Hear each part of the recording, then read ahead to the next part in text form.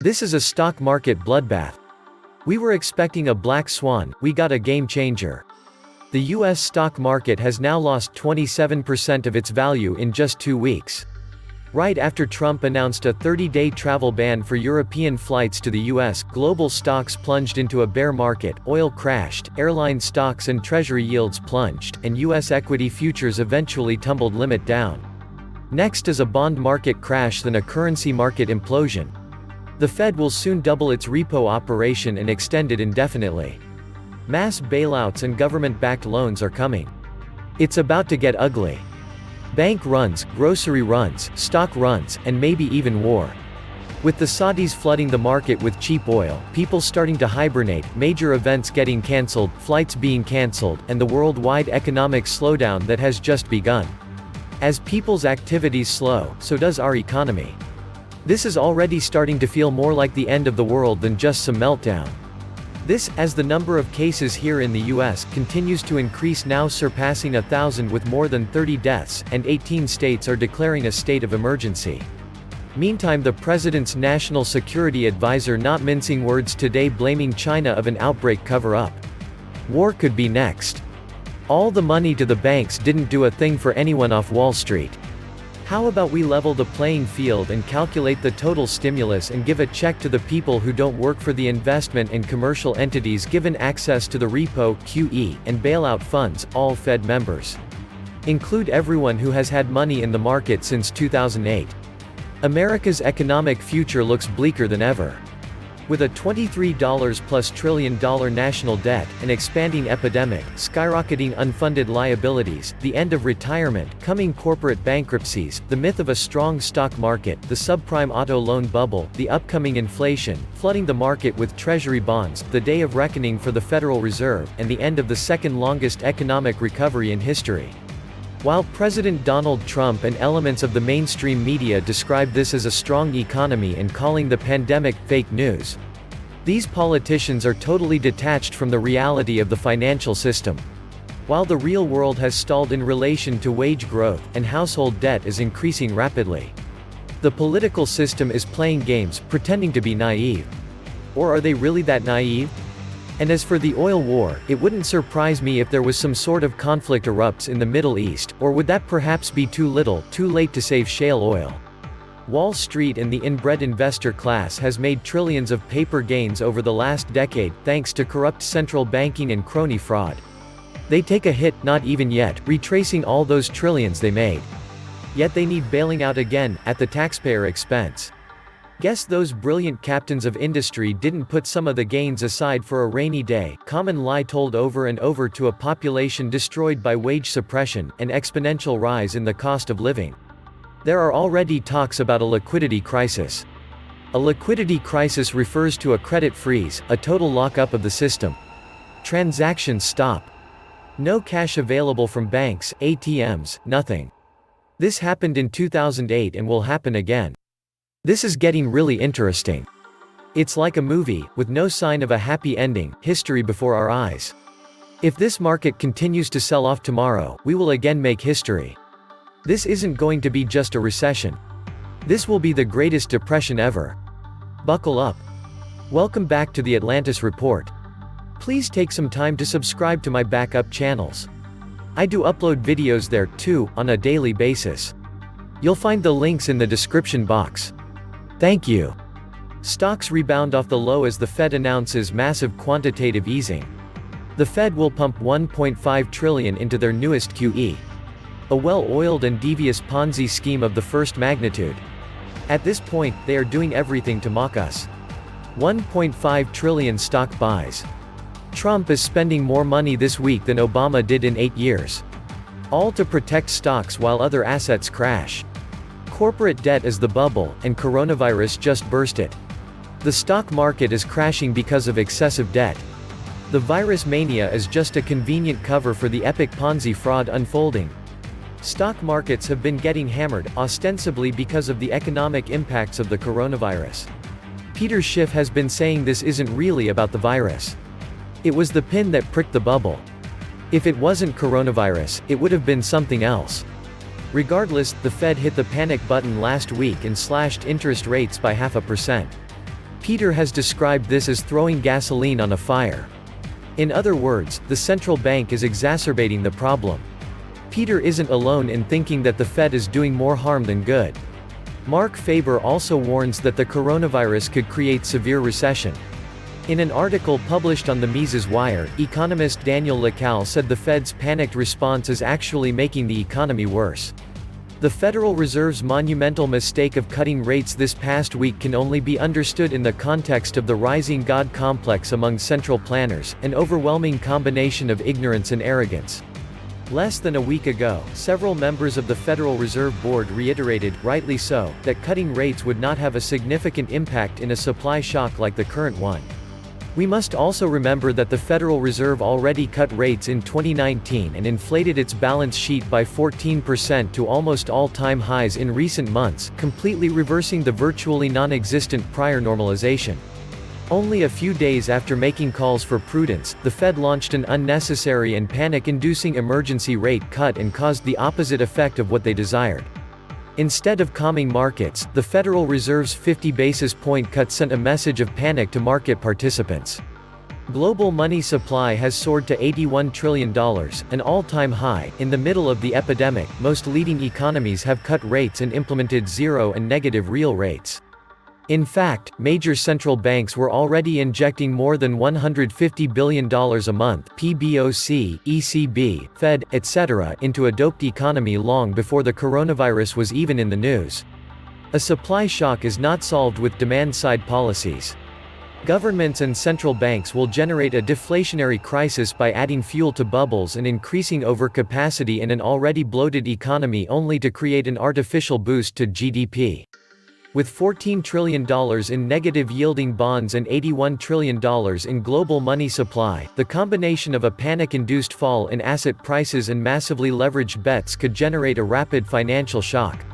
We must remember that the risks for dangerous corporate loans have hit an all-time high, according to Moody's, with 87% of all leveraged loans, one of the riskiest types of corporate debt, issued with covenant-like clauses. This means almost no protection for investors. The Trump economic miracle was bogus, nothing more than a debt-fueled the mega bubble. He didn't help improve the health or efficiency of the real economy at all. Maybe no president could have. You can't taper a Ponzi.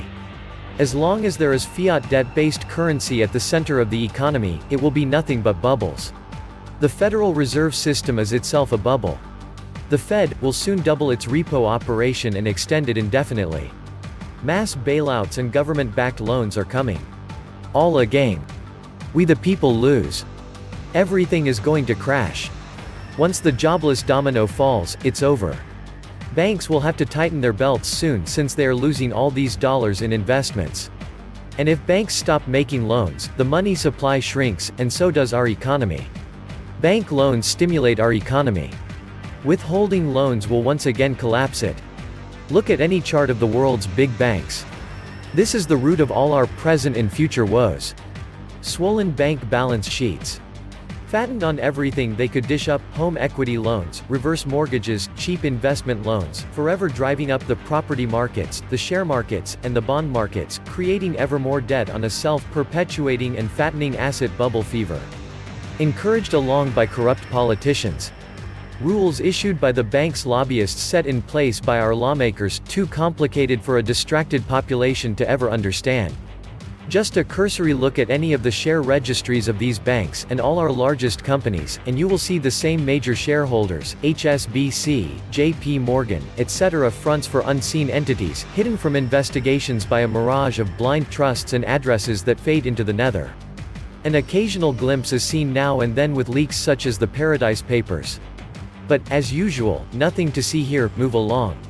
Where to from here now that the households are tapped out with debt that remains even as the assets depreciate? In the future, we must go to derive even more debt. We have overmortgaged the children with house loans they can barely afford, now let's mortgage the grandchildren. How, you might ask? Simple. Just prime up the government, and they will borrow into oblivion. Deficits as far as the eye can see are coming. Spend, spend, and spend, debt upon debt forever to be owed even as the purchases become worthless. The slaves will have to work harder to pay this mountain down for generations to come. Those superyachts in the Caymans will gather for a toast. Stimulus means robbing disciplined, responsible people and giving it to recklessly deadbeats. Furthermore, tax cuts without spending cuts just mean more debt.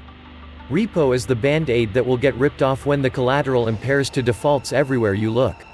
Start with travel, airline, bus, semi-fleets, Amazon not delivering, and so on throughout the economy. This is just the beginning. This virus is not going away. It reinfects. It recirculates, and subsequent infections are worse than the initial infection. China has not gone back to work. They are simply living with this virus. The commies lie to protect their power. The only way out is a vaccine. That's it. A vaccine is at least 6 to 8 months away minimum. In the meantime, expect a complete standstill of economic activity. According to experts, supply chains from Asia are not even due to begin breaking down before the third week of March. So this is just the beginning. I forecast a 75% drop in the markets. That's the minimum. The government can't cure a virus by throwing money at it. Governments are a bunch of stupid idiots. Gold is starting to move. They are close to losing control.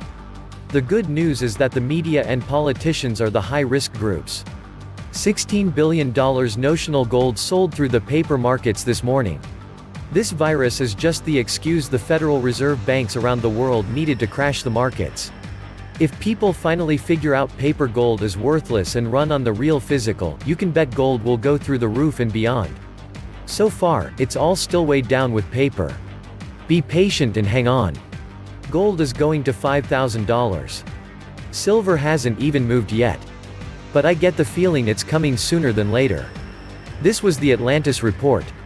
Please like, share, subscribe. And please take some time to subscribe to my backup channels. I do upload videos there too on a daily basis. You'll find the links in the description box. Thank you. America is bankrupt. Fiscally, America is kaput. America is broke. The U.S. public debt situation is presently the worst since World War II. America's big problem is that there are too many welfare queens, both corporate and personal. The productive cannot support the non-productive anymore. Simple math. The ones who should really be afraid are the ones who can't live without a government nipple in their mouth. Unfortunately, there are a lot of those types, because government policy has been to create as many dependents on government as possible.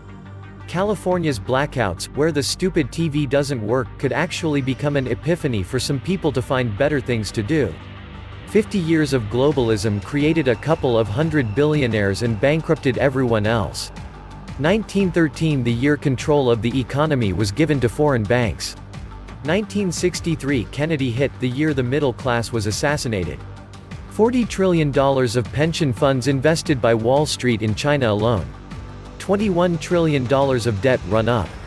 30 million U.S. jobs offshore to China, including 6 million manufacturing jobs.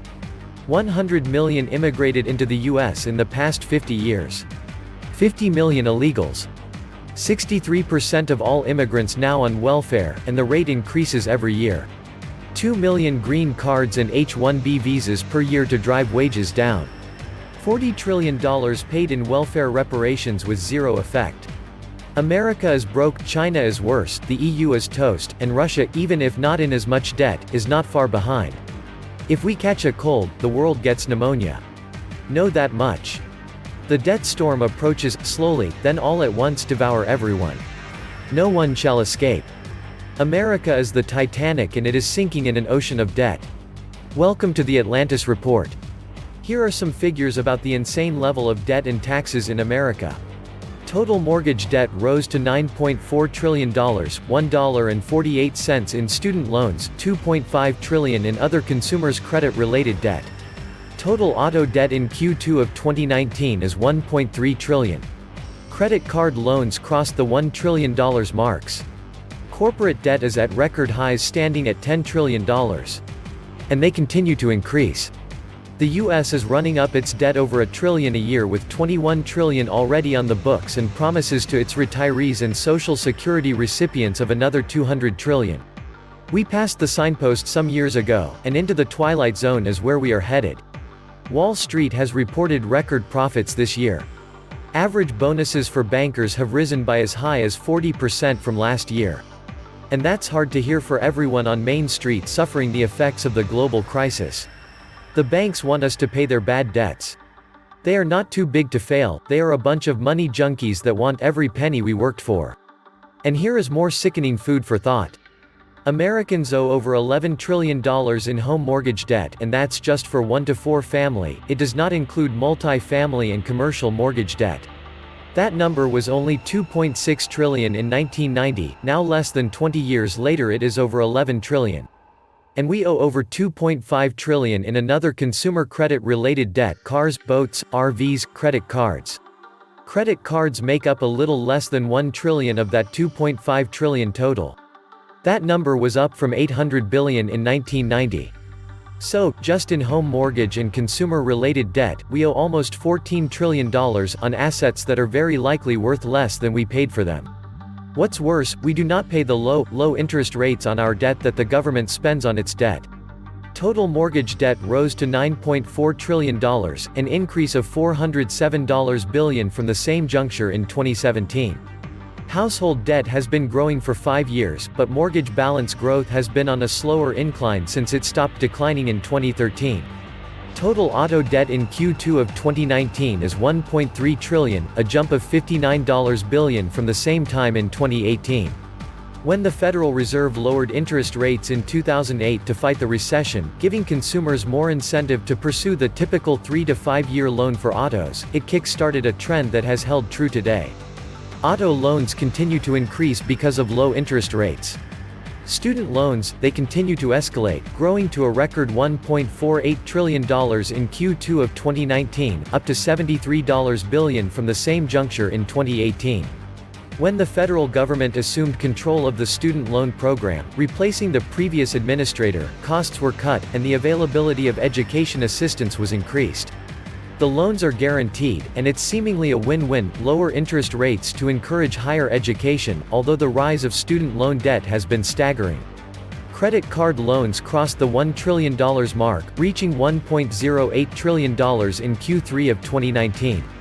Credit card debt, considered revolving debt because it's meant to be paid off each month, is only 26.2% of the total liability after accounting for 38% of the total debt in 2008.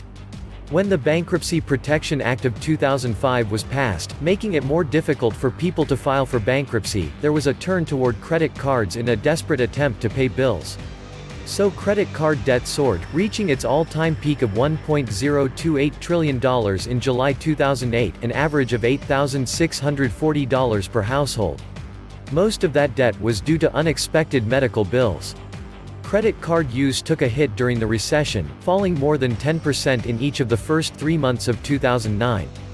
Banks followed suit, cutting back on consumer lending when the Dodd-Frank Wall Street Reform Act increased regulations over credit cards. By April 2011, credit card debt fell to $839.6 billion, a figure that has remained somewhat flat, although the average American household still owes $8,398. People are freaking out about the national debt, but at least the government can tax and print money.